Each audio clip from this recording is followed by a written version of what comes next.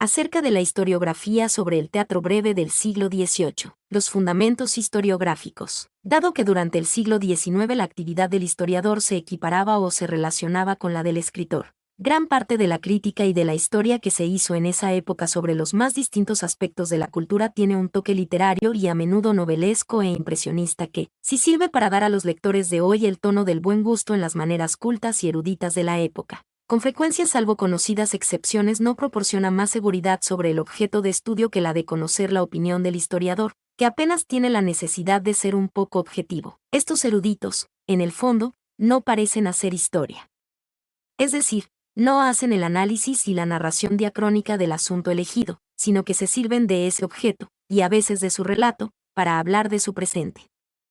Ideologizan el pasado para justificar un punto de vista sobre España, lo que a menudo se discute, por tanto, es una forma de entender a la nación, cuya legitimidad se intenta asentar demostrando la existencia de una identidad determinada, manifiesta en la continuidad que expresa en una supuesta y concreta forma de ser y de pensar, en la percepción diacrónica de un territorio, de unas constantes y de la validez de las ficciones que han contribuido a lo largo del tiempo a construir y prestigiar las formas de proceder de los sujetos, que se entienden como carácter nacional. Esta percepción se evidenciaba en la fidelidad a un tipo de relato histórico, en la constancia con que se ajustaban a unas formas retóricas en la exposición y en ese estilo que daba por sentado el modo de entender España y su historia. 2. De esta forma, el relato aseguraba la existencia de un territorio y de unos habitantes que, desde siempre, habrían sentido a España, se habrían llamado españoles y, tempranamente, habrían tenido como enemigos a los franceses, que han sido siempre los responsables de introducir las malignas novedades en la península, deseosos como estaban de transformar o trastornar, según quien escriba,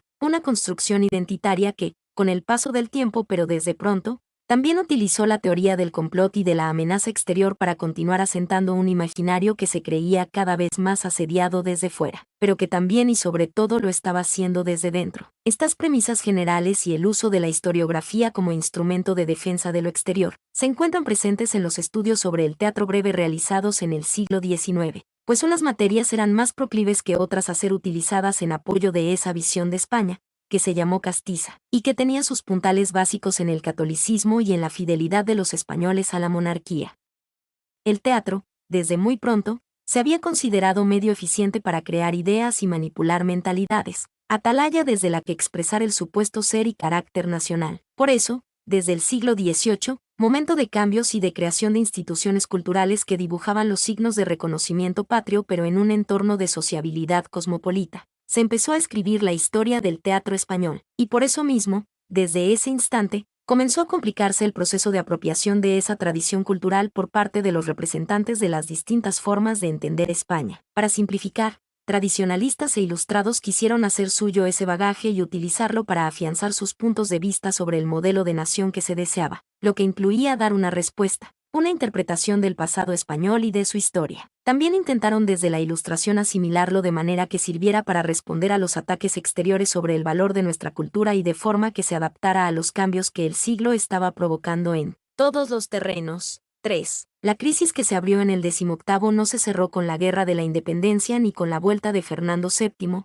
al contrario. Las diferentes visiones de España que se asentaron durante los 30 primeros años del siglo XIX son fruto de esa crisis y de esa división, que en un principio se marcó con los nombres de liberales y serviles. Esas distintas visiones políticas y culturales gravitan sobre los historiadores de nuestra cultura, con frecuencia ellos mismos políticos o individuos que desempeñaron responsabilidades públicas. Hacer la historia del teatro, por tanto, fue un modo de hacer la historia de España y de conformar una interpretación autorizada desde la erudición y la supuesta seriedad del medio empleado para transmitirla. Con frecuencia, quienes se ocuparon de esta labor estuvieron del lado conservador o tradicionalista, lo que dio a sus escritos un aire de familia, de escribir para los que ya estaban convencidos y se sabían en posesión de la verdad, posición que hacía innecesario cuestionar y explicar puntos de partida, conceptos, hipótesis, etc. 4. Los presupuestos estéticos. Sobre la historia de la literatura se proyectó una jerarquía de valores estéticos que se había construido antes.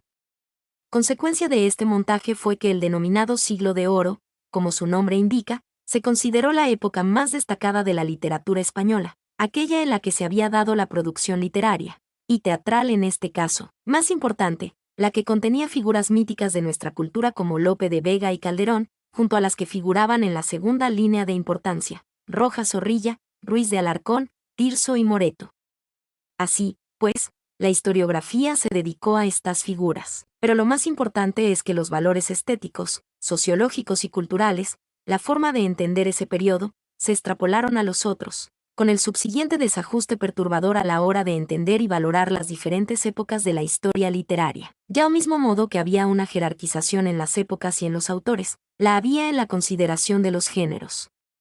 Dentro del teatro, los llamados géneros mayores eran los que se llevaban la atención preferente de los historiadores. Seguramente, esta manera de organizar la producción teatral tenía que ver con la división que en la poética se hacía de versos de arte mayor frente a versos de arte menor, que, a su vez, ordenaba la producción, la temática, la adecuación de metro, género y asunto, y la consideración de la obra en verso, a la que, no se olvide, también pertenecía el teatro, en tanto que poesía dramática.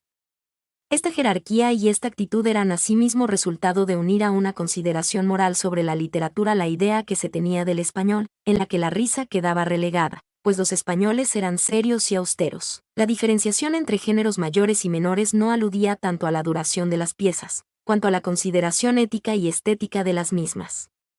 Si se hablaba de las piezas breves de los autores del siglo de oro era para considerarlas, en el mejor de los casos, joyezuelas de nuestro teatro, y las que primero se estudiaron fueron las de estos autores, llevados de su prestigio.